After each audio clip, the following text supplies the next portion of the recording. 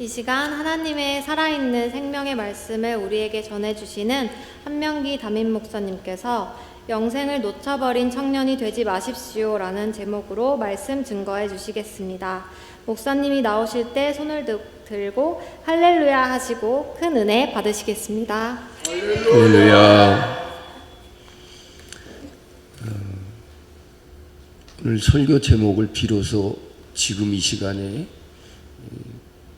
이렇게 여러분들에게 말씀을 드렸는데, 비밀이 언젠가 새가지고 우리 하경자매가 어떻게 알았는지 기도 시간에 영생을 놓쳐버리는 청년이 되지 맙시다 하고 아직 말도 안 했는데 알고 있더라고요. 비밀이 누설이 된 것 같습니다. 할렐루야. 주님의 이름으로 환영합니다. 반갑습니다. 오늘도 참 잘 나오셨습니다. 특별히 우리 다니엘 청년부 수련회를 함께 금요 영성 집회에서 갖는 시간을 갖게 되었습니다. 우리 옆에 계신 분들 쳐다보시고 한번 웃어보시기 바랍니다. 그래요. 비웃는 건 아시겠죠? 그리고 인사하겠습니다. 성도님의 미소는 참 아름답습니다. 예. 오늘은 우리 청년회 수련회가 시작되는 날입니다. 그래서 제가 어저께 우리 청년들에게 29명에게 문자를 날렸습니다. 그랬더니 답장이 딱 왔는데 한 사람한테 왔습니다.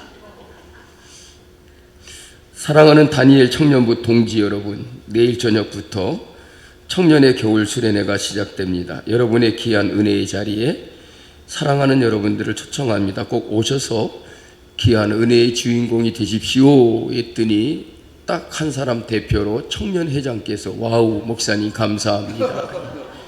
그래도 제가 회장이 아닐 때는 안 그러더니 카톡을 해도 문자를 해도 한 번도 답장을 안 해요.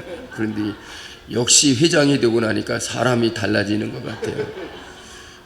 29명 중에 딱 한 사람 청년 회장만 제게 답신을 했습니다. 기도 많이 해주세요 라고 이렇게 문자를 했더라고요. 청년의 수련의 주제가 뭐더라?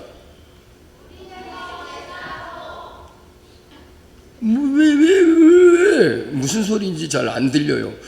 무리에서 제자로. 예, 그렇습니다. 그럼 우리 청년 회원들에게 한번 묻겠습니다. 여러분들은 제자입니까? 대답이 네 이러는 것 같아요. 뭐 아닌 거요, 긴 거요. 여러분은 제자입니까? 네.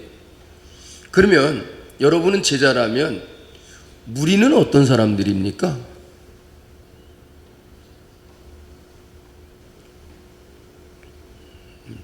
이제 무리들에서 제자라고 그랬는데 그 무리들은 어떤 사람들이고 나는 제자라고 하는데 어떤 차이가 있는가? 무리는 어떤 사람을 말하는 거고 제자는 어떤 사람을 말하는 것일까? 물론 우리 김승영 목사님께서 말씀을 통해서 여러분들에게 잘 전해주시고 도전을 주시겠지만, 여러분 제자와 무리는 과연 어떤 차이가 있을까요? 무리는 어떤 사람들을 무리라고 할까요?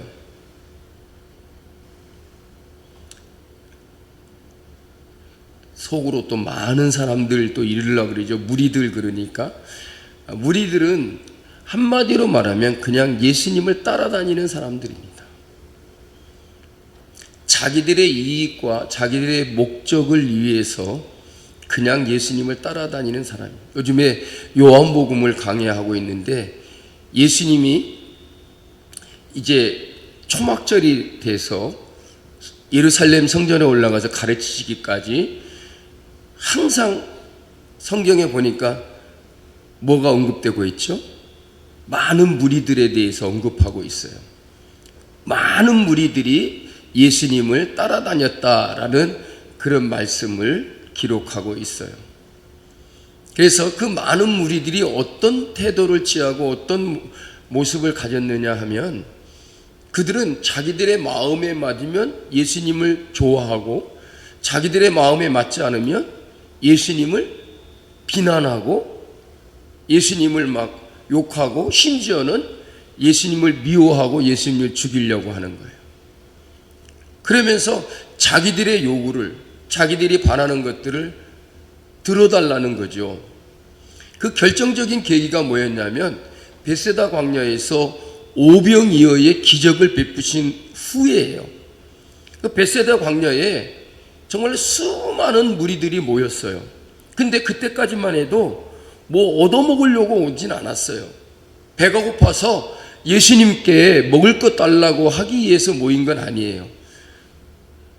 오병이어의 기적을 베풀기 전까지도 그들은 예수님의 말에 귀를 기울이고 예수님의 말씀을 청종하고 잘 듣고 있었어요. 그래서 저녁 때가 됐는데 점심도 거르고 저녁 때가 됐는데 먹을 것도 없이 쫄쫄 굶고 있었어요. 그래서 예수님께서 그 어린아이가 가지고 왔던 오병이어를 가지고 기적을 베푸시잖아요. 어떤 기적이었나요? 맞아요. 오병이어의 기적이에요. 그 오병이어의 기적이 도대체 뭐냔 말이에요. 예?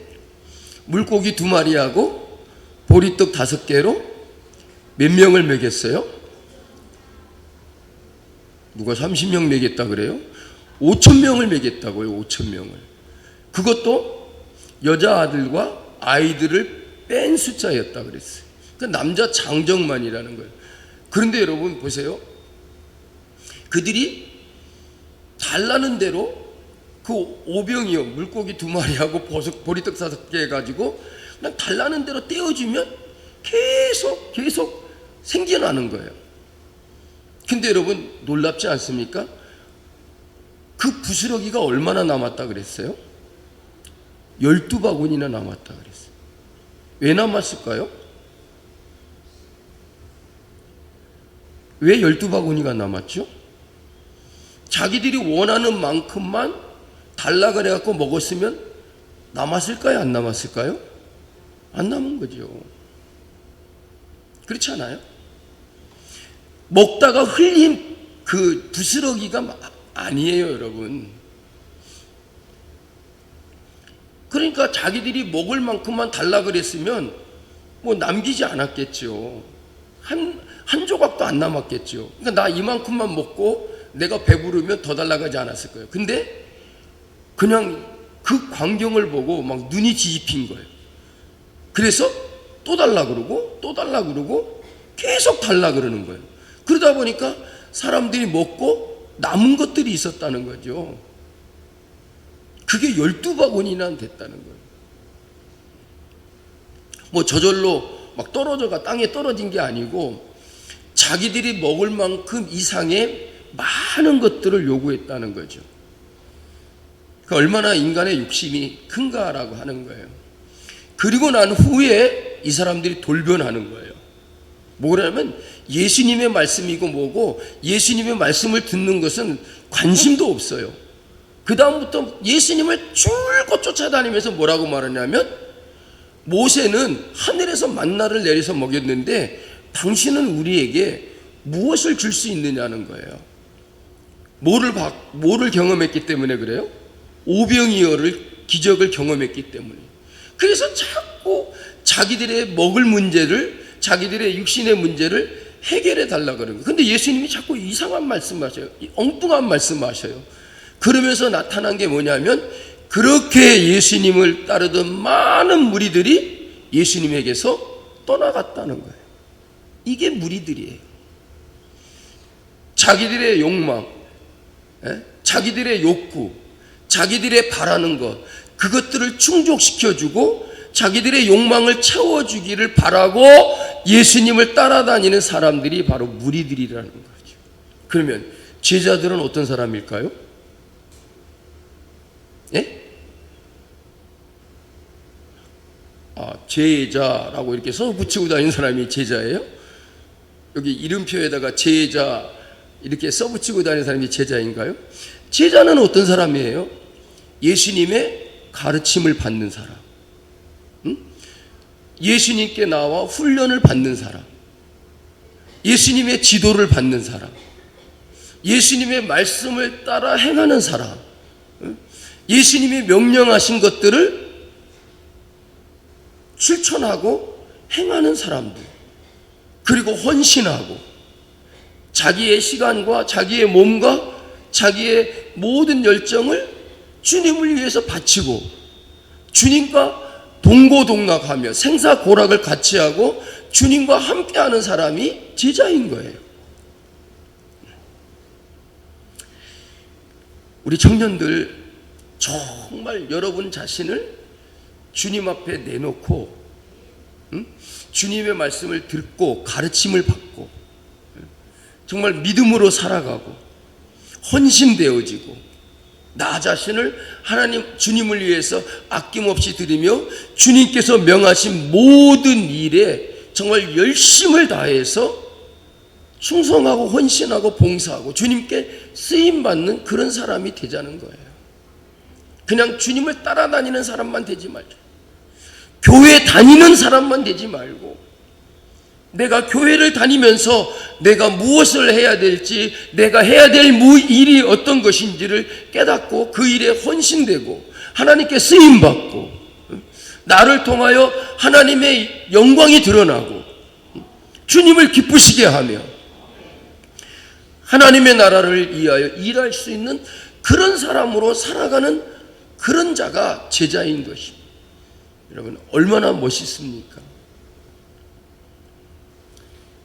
우리 청년들 정말로 무리들이 아닌 그냥 예수님을 따라만 다니는 사람이 아니라 정말로 주님과 함께하고 주님이 하시는 일에 여러분들도 귀하게 헌신하고 여러분 자신을 주님께 드리면서 하나님의 일을 위하여 쓰임받는 그런 사람들이 되었으면 좋겠습니다.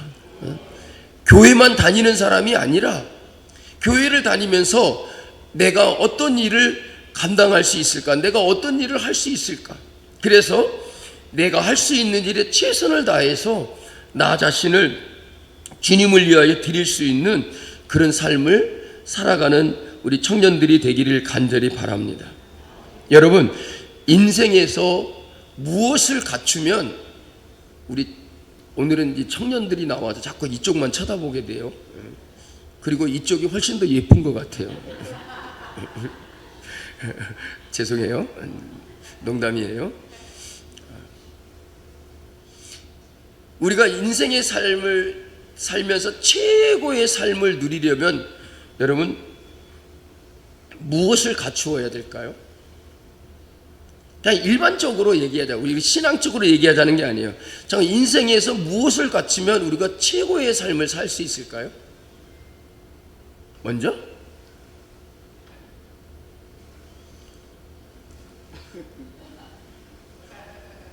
돈이 있어야 되겠죠.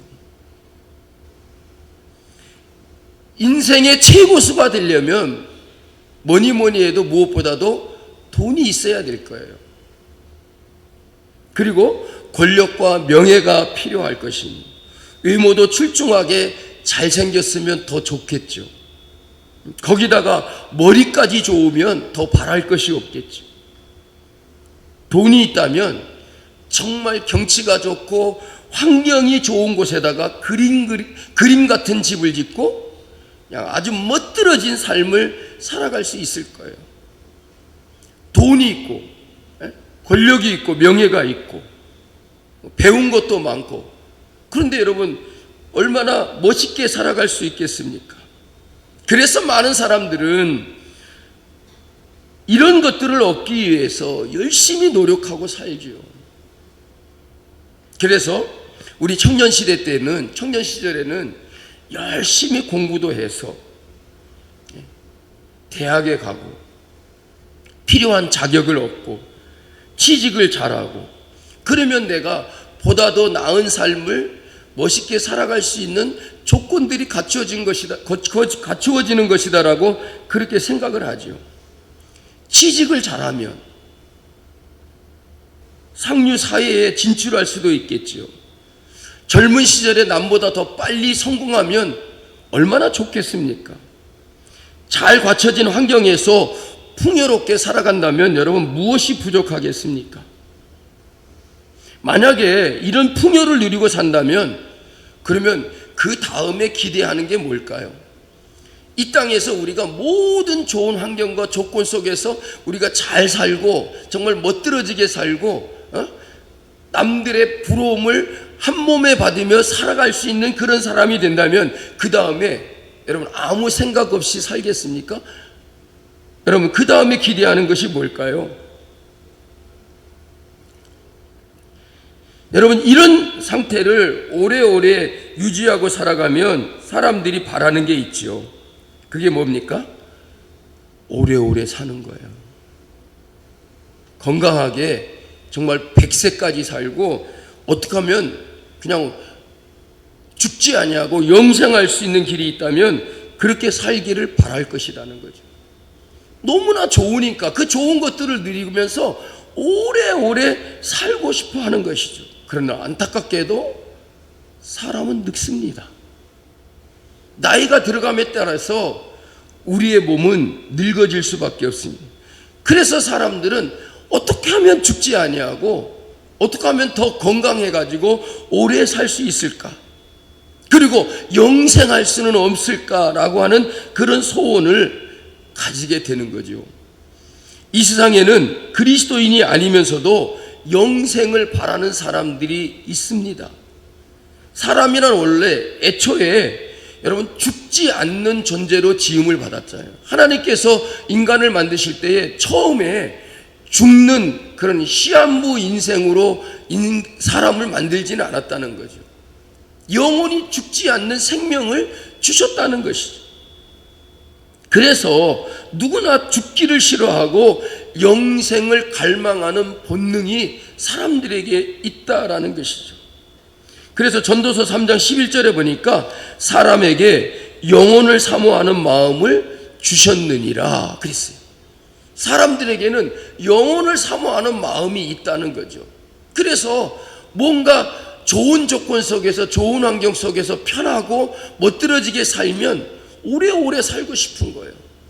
영생하고 싶은 그런 마음도 갖게 된다는 것이죠. 여러분 중국의 진시황은 뭘 구했죠? 불로초를 구했어요.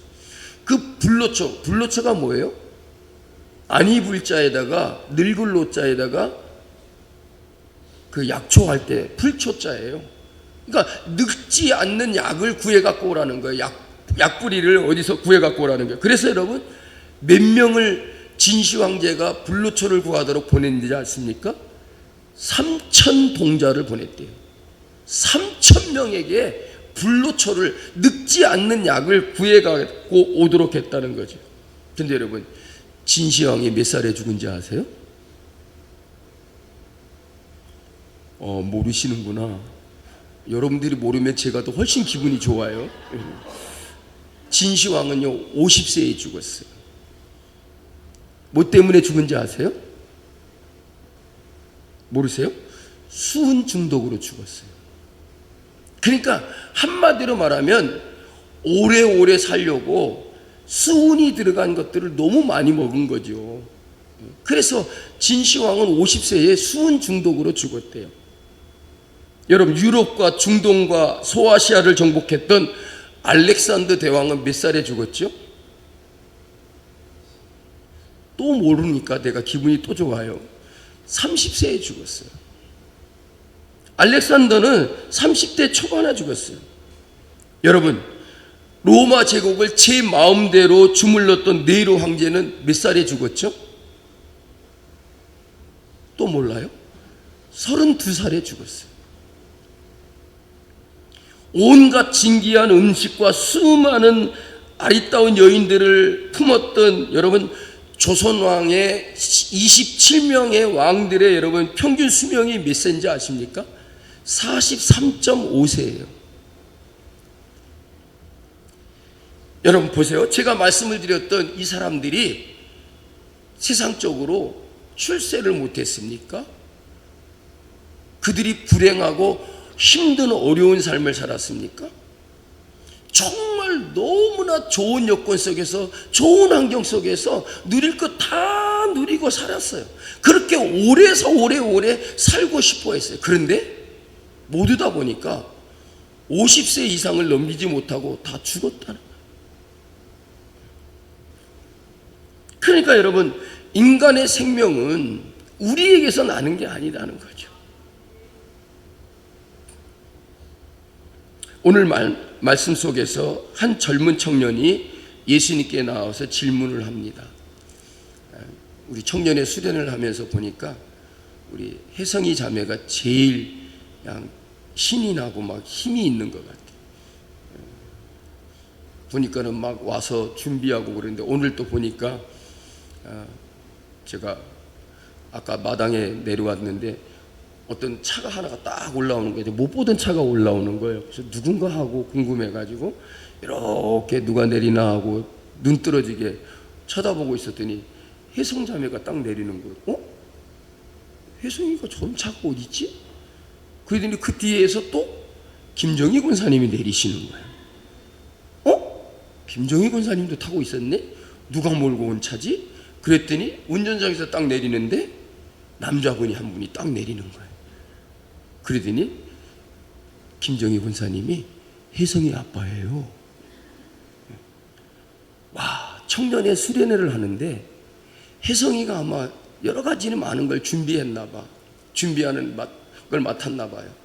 그런데 여러분, 거기에 누구까지 동원됐냐면 엄마까지 동원되고, 거기다가 교회도 안 나오시는 아빠까지 동원이 돼갖고, 또 하나님께서 얼마나 타임을 딱 맞게 하셨냐면 저하고 현관에서 딱 마주쳤어요.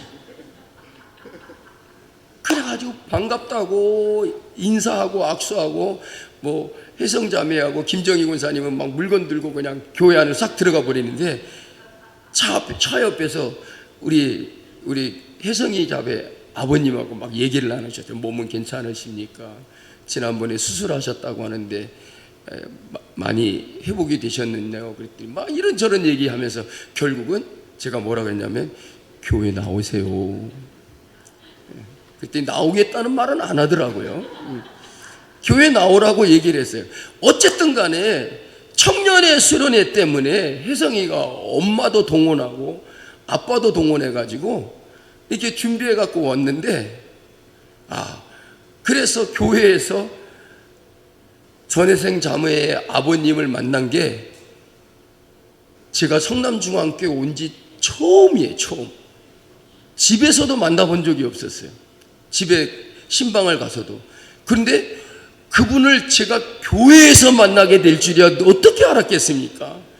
제가 그 시간에 교회 밑에 내려와 있지 않으면 아마 왔다 가서도 얼굴도 못 봤을 텐데, 우리 하나님께서 얼마나 타임을 딱 맞게 해주셨는지 제가 그 시간에 올라가려고 하는 생각을 가지고 교회 현관으로 들어오는데 차가 올라오는 거예요.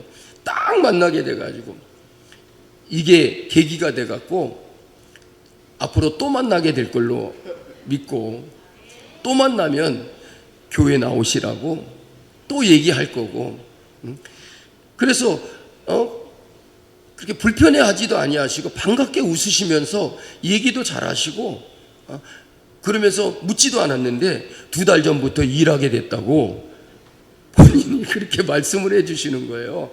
얼마나 감사한지. 그래서 제가 그랬어요. 저와 우리 성도님들이 기도 꽤 많이 했습니다. 그랬더니 감사합니다 그러는 거예요. 그런저런 얘기를 하면서 교회 나오라고 이렇게 얘기를 했는데, 어쨌든 간에 참 그렇게 만남을 갖게 된 걸 생각하면서 오늘 한 젊은이가 예수님께 찾아와서 질문을 했다는 거죠. 뭐라고 말했냐면 16절에 보니까 선생님이요, 내가 무슨 선한 일을 하여야 영생을 얻으리까? 라고 이렇게 말을 했다는 것이죠. 여러분, 무엇을 얻고자 했다고요? 영생을 얻고자 했다는 것이죠. 어쩌면 여러분, 이 청년이 뭔가 자기 자신이 영생을 못 얻을까 봐 걱정해서 온 건 아니에요. 이 사람의 말을 가만히 쭉 들어보면 자기는 당연히 구원받아야 되고 당연히 구원받을 수 있고 자기는 얼마든지 구원받을 수, 영생을 얻을 수 있다라고 확신을 하고 있다는 거죠. 그래서 자기는 영생을 어떻게 해야 얻으리까? 라고 물었다는 거죠. 자, 영생을 얻고자 하는데 뭐라고 말하냐면 내가 무슨 선한 일을 하여야 영생을 얻겠느냐는 거죠. 자, 그러면 이 사람의 관심이 뭡니까? 선한 일을 행하는 것에 관심이 있는 거예요. 그러면 이 젊은 청년이 내가 무슨 선한 일을 하여야, 그러면 지금까지 나는 선한 일을 못했다는 그런 말이 아니에요. 이 말 속에는 무슨 뜻이 담겨 있냐면 자기는 정말 선한 일을 다 했다고 생각하고 있는 거예요. 그래서 예수님께로부터 정말로 그 당시에 핫 랍비인 예수라는 사람에게서 모든 사람들이 그를 쫓아다니고 많은 사람들이 그를 믿고 그를 따라다니는데 정말 그 당시에 핫한 랍비라고 한다면 바로 예수라고 생각을 했던 거예요. 그 사람에게 와가지고 내가 영생을 얻었다라고 하는 것을, 나는 영생을 얻을 수 있다라고 하는 것을 확실하게 듣고자 했다는 거라는 거죠. 그래서 내가 무슨 선한 일을 하여야 라는 이 말은 자기가 그렇게 선한 일을 많이 행하였다는 마음을 지금 품고 있는 것이라는 것이죠.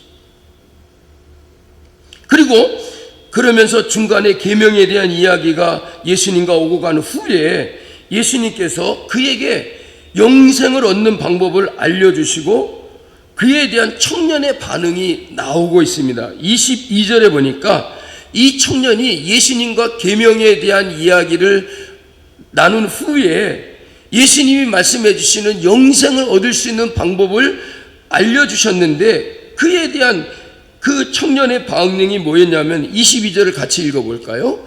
그 청년이 재물이 많으므로 이 말씀을 듣고 근심하여 가니라. 청년이 뭐가 많았다고요? 여러분들에게 재물이 많았으면 좋겠습니다. 이 사람은 청년의 때에 재물이 많았대요. 여러분, 재물이 많으면 여러분들 막 최고수의 삶을 살 수 있어요. 열심히 일하세요. 그런데 여러분 보세요. 이 이야기를 나누는데 청년이 재물이 많으므로 그것 때문에 재물이 많은 것으로 인해서 근심하며 갔다는 거죠. 이 사건 후에 예수님께서 무슨 말씀을 하셨냐면 낙타가 바늘기로 들어가는 것이 부자가 하나님의 나라에 들어가는 것보다 쉽다 그랬어요. 물어볼게요. 낙타가 아시죠? 바늘기 아시죠? 그 바늘에 구멍 난 거, 그 잘 안 보이잖아요. 요즘에는 저는 뭐 그 바늘 구멍도 안 보여갖고 철사줄 같이 생긴 거고 딱 집어넣어가지고 거기다 실을 껴갖고 쭉 잡아당겨갖고 이렇게 끼는데 안 보여요. 구멍도 잘 요즘에는 노안이 돼갖고. 그래서 낙타가, 여러분들이 생각하고 있는 그 낙타가 바늘구멍, 바늘기로 들어갈 수 있나요? 여러분들 다 고개를 절레절레 흔들고 있어요. 근데 예수님이 뭐라고 말하냐면 부자가 천국에 들어가는 것보다 그게 더 쉽다 그랬어요. 그러면 이 말이 뭐예요? 부자는 결코 천국에 못 들어간다는 얘기잖아요. 안 그래요, 여러분? 여러분, 우리 모두 부자가 되지 맙시다. 부자다가 됐다가는 큰일 납니다. 천국에도 못 들어갑니다. 근데 여러분 보세요. 이 말씀에 의하면 우리는 부자가 구원받는 것은 불가능하다라고 그렇게 생각할 수도 있을 것입니다. 낙타가 바늘기로 들어가는 것은 절대 불가능한 일이기 때문인 것입니다. 그런데 낙타가 바늘구멍으로 바늘기로 들어가는 것이 부자가 천국에 들어가는 것보다 쉽다라고 했는데 안 되는 일이잖아요. 그렇다면 정말 이 재물이 많은 이 청년은 자기 자신의 많은 소유 때문에 영생을 얻지 못한 것일까? 그가 재물이 많았으므로 결코 영생을 얻지 못하였을까? 반드시 그런 것은 아니라는 말이죠. 여러분, 이 말씀 속에 우리가 깊이 생각하지 않고 넘어갈 수 있는 숨겨진 문제점이 하나가 발견이 됩니다. 그게 뭐냐면 이 청년이 예수님의 말씀을 듣고서 결단하지 못한 뭐가 있다는 거예요. 자기가 영생을 어떻게 하여야 얻겠느냐, 내가 무슨 선한 일을 하여야 되겠느냐, 이 말은 나는 지금 할 만큼 다 했다는 얘기예요. 자신만만하게 내가 선한 일을 행하였다는 거예요. 그게 뭐예요? 계명을 다 지켰다는 거예요. 선한 일을 한다는 게 착한 일을 한다는 게 아니고요, 여기서 선한 일이란 개념은 하나님의 계명을 다 지켰다는 거예요. 예수님과 나눈 대화가 그러잖아요. 무엇을 하여야, 내가 무슨 선한 일을 하여야 영생을 얻으니까, 그러니까 예수님이 단번에 뭐래요? 계명을 지키라 그러잖아요. 그러니까 이 청년이 아주 자신만만했죠. 예, 계명은 내가 어렸을 때부터 다 지켰나이다 그러는 거예요. 그러니까 얼마나 여러분 자신만만했습니까? 그런데 여러분, 이 청년이 예수님의 말씀에 한 가지 결단하지 못한 것이 있었습니다. 계명을 다 지켰다고 하면서 예수님께서 말씀하시면서 계명을 다 지켰다고 말하니까 예수님께서 그 계명에 대해서 이렇게 말씀입니다. 첫째는 주 하나님 여호와를 사랑하라는 거죠. 이것이 첫째 되는 계명이다. 그리고 둘째는 이것이니 뭐라고 말하냐면 이웃을 내 몸과 같이 사랑하라는 것이죠. 여러분, 여기에 이 청년에게 숨겨진 우리가 그냥 넘기지 못할 문제가 있음을 알 수가 있다는 것이죠. 계명을 다 지켰다고 하니까 예수님께서 뭐라고 그러냐면 하나님의 계명은 이것이니, 그 계명에 대한 말씀에 이렇게 기록되어 있지는 않아요. 이 말씀을 예수님께서 부연적으로 설명하는 거예요. 계명을 다 지켰다 그러면서 계명을 지키라고 하면서 계명을 다 지켰다고 하니까 그 계명에 대해서 예수님께서 뭐라고 설명을 해줬냐면, 첫째 되는 계명은 주 너희 하나님을 사랑하라는 것이다. 그리고 두 번째는 내 이웃을 내 몸과 같이 사랑하는 것이다.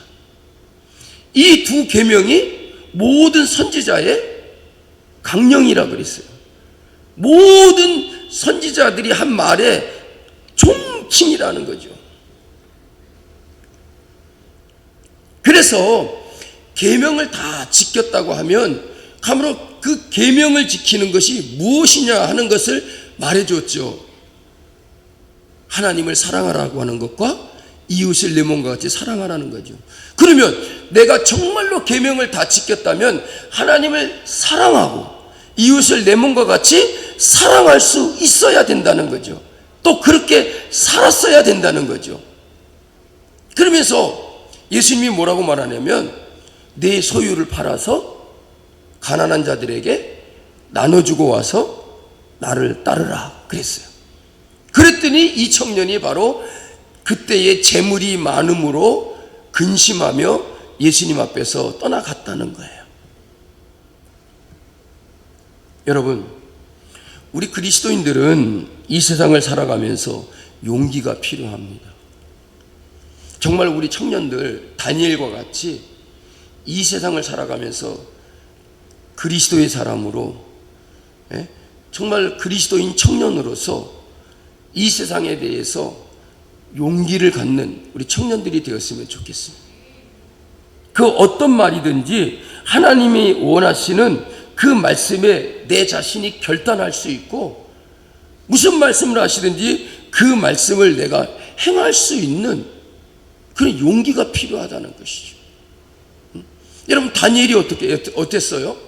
왕의 진미를 갖다 주었을 때에 그걸 먹지 않겠다 그랬어요.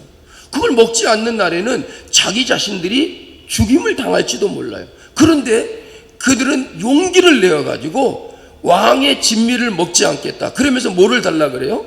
채소를 달라 그러잖아요. 얼마나 극렬하게 그렇게 다니엘이 원했든지 그들을 맡은 관장이 뭐라 그래요? 열흘 동안만 그럼 시험해 보겠다는 거잖아요. 그랬더니 여러분 다니엘이 삐쩍 말라붙죠. 야채만 먹었더니 그냥 얼굴이 헬쓱해지고 뼈만 남은 것 같죠. 안 그랬다는 거죠. 훨씬 더 왕의 진미를 먹고 막 고기 반찬을 먹었던 사람보다도 윤기가 나고 얼굴이 더 좋았다는 거예요. 여러분, 우리가 그리스도인으로 산다는 것은 굉장한 용기가 필요해요. 더군다나 지금의 이 시대와 같은 세상 속에서 우리가 살아갈 때 그리스도인으로 산다는 것은 용기가 없이는 그리스도인으로 살 수가 없다는 거죠. 여러분, 우리가 예수님의 제자로서의 삶을 살아가는 데는 또한 우리에게 용기가 필요하다는 거죠. 예수님이 부르신 제자들을 보십시오. 그물을 버려두고 배를 버려두고 자기 가족들을 버려두고 부모나 형제들을 버려두고 예수님을 따랐다 그랬어요. 얼마나 여러분 커다란 용기이겠습니까?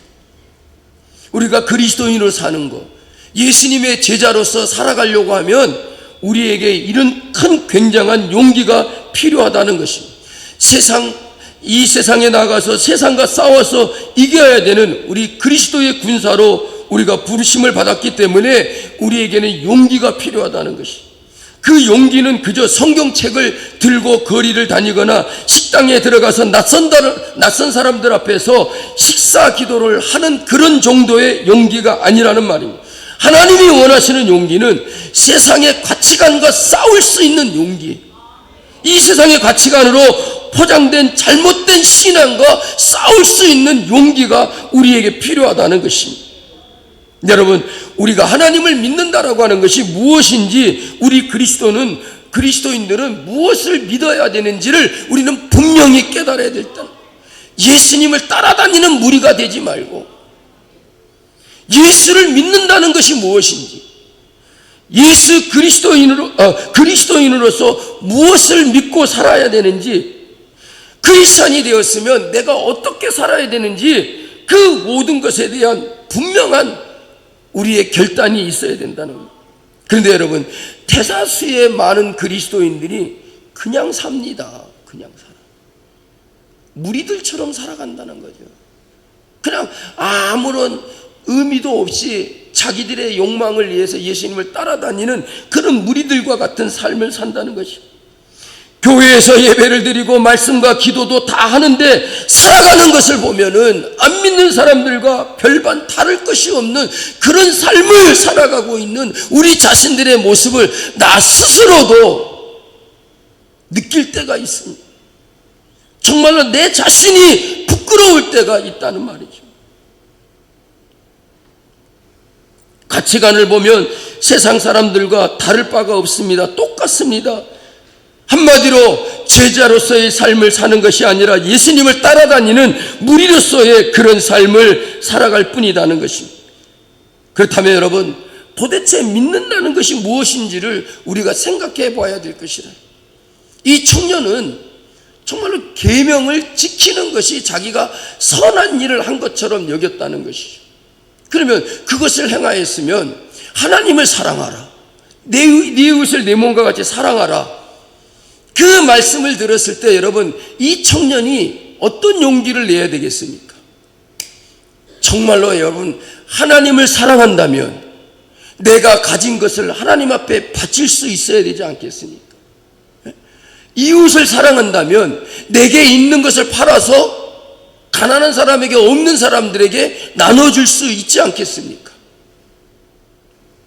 계명을 지켰다고 말하면서 자기는 무척이나 선한 일을 많이 행한 사람처럼 그렇게 생각하고 있으면서도 그 계명이 어떤 의미를 갖는지, 참 계명의 정신이 무엇인지, 하나님을 사랑하라는 것과 내 이웃을 내 몸과 같이 사랑하라고 하는 것인데, 그렇게 계명대로 살았다면 그 말씀을 들을 때에 내게 있는 것, 내게 주신 것을 가지고 하나님 앞에 바칠 수도 있고, 이웃에게, 가난한 이웃에게 나눠줄 수도 있어야 되지 않겠냐는 거죠. 그런데 이 청년은 계명을 다 지켰다고 말하면서 자기는 무척이나 선한 일을 많이 행한 사람처럼 그렇게 자부심을 가지고 와서 예수님 앞에 말씀을 했는데, 전혀 예수님의 말씀이 처지의 삶과 맞지 않는다는 거죠. 여러분, 우리가 세상의 흐름을 따라가지 않기 때문에 손해를 보더라도 나의 것을 희생해 가면서라도 주님의 길을 가는 그런 용기가 우리에게 필요한 줄로 믿습니다. 마태복음 7장 13절 14절에 보면 주님께서 제자들에게 이렇게 말씀하십니다. 이 말씀은 우리 모두를 향하여 하신 말씀이기도 합니다. 좁은 문으로 들어가라.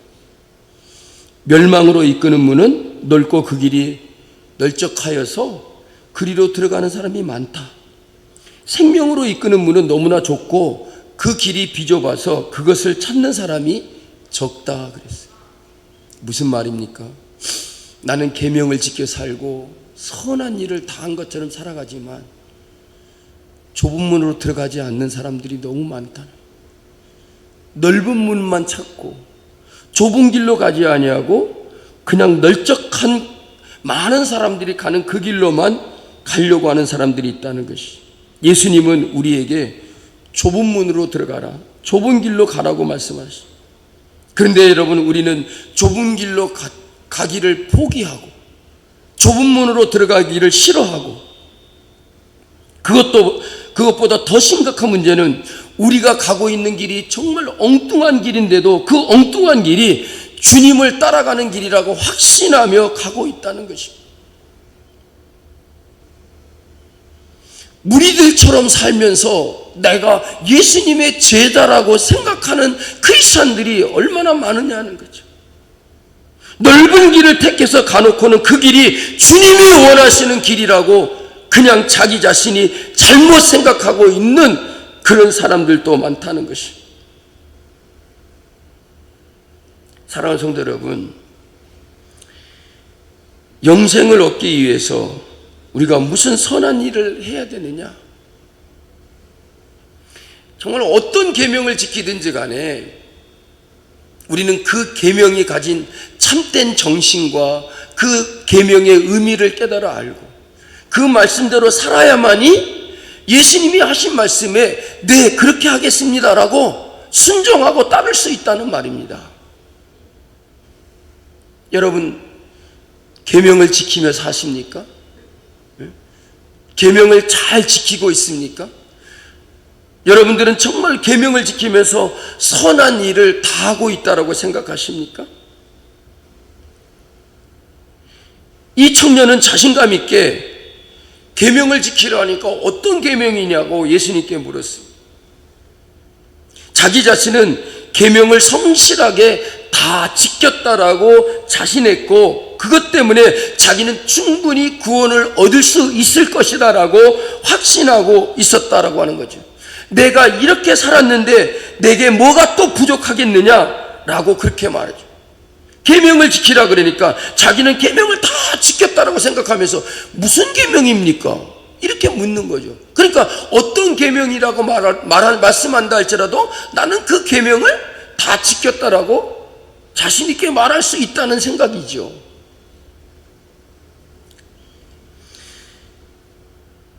사랑하는 성도 여러분, 정말로 이 청년이 예수님이 말씀하시는 그 말씀의 의미를 깨닫지 못하고 계명을 지켰다고 하지만 껍데기뿐인 신앙생활을 했다는 거죠. 그가 가진 신앙은 껍데기입니다. 그 알맹이가 없는 그런 삶을 살았다는 거죠. 그가 그냥 돌아간 진짜 이유는 여러분 재물이 많아서 그 재물이 아까워서 얘기했다기보다는 예수님의 말에 동감할 수가 없고 예수님의 말을 결코 받아들일 수 없는 마음 때문에 그랬다는 거죠. 율법을 다 지켰음에도 불구하고 구원에 이르지 못한다는 예수님의 말씀을 그는 받아들일 수가 없었던 것입니다. 그는 돈뿐만이 아니라 율법을 지키는 면에서도 언제나 자기는 모든 것이 다 차고도 넉넉하다라고 생각을 했다는 것이죠. 가진 것도 많았지만 자기가 율법을 지켜 행하고 계명을 지키는 것에도 무엇 하나 모자라거나 부족한 것이 없다라고 생각을 하고 있었다는 것이죠. 그런데 예수님이 그것 가지고 안 된다고 하니까 자기는 거기에 덜컥 동의할 수가 없다는 것이죠. 여러분, 이 부자 청년이 근심하며 돌아가게 된 핵심은 뭡니까? 내가 왜 가난한 자들에게 내 돈을 나눠줘야 되느냐? 그게 아닙니다. 내가 왜 구원을 못 받느냐? 그거예요. 20절에 보니까 나는 이 모든 것을 다 지켰습니다. 아직도 무엇이 부족합니까? 이렇게 말하는 거예요. 내가 이렇게 살았는데, 이렇게 계명들을 잘 지켰는데 뭐가 부족하다라고 말씀하시느냐라고 하는 그런 질문이죠. 자기는 구원받을 만한 자격이 충분하고 그렇게 믿고 확신하고 있다라고 하는 것을 나타내고 있다는 것이죠. 여러분, 우리는 신앙생활 하면서 정말로 겉으로 드러난 그 모습만 가지고 내가 예수 잘 믿고 믿음을 가졌고 신앙생활 잘한다라고 착각하면 안 될 것입니다.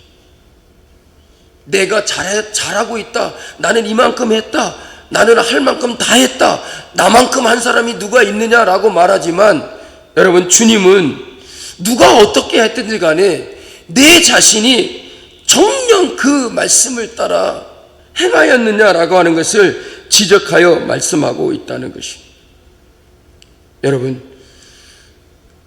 오늘 이 청년이 재물로 인해서 천국의 문이 닫혀져 들어가기를 구하기는 했지만, 여러분, 영생의 문턱에서 근심하며 돌아가게 되었다는 것입니다.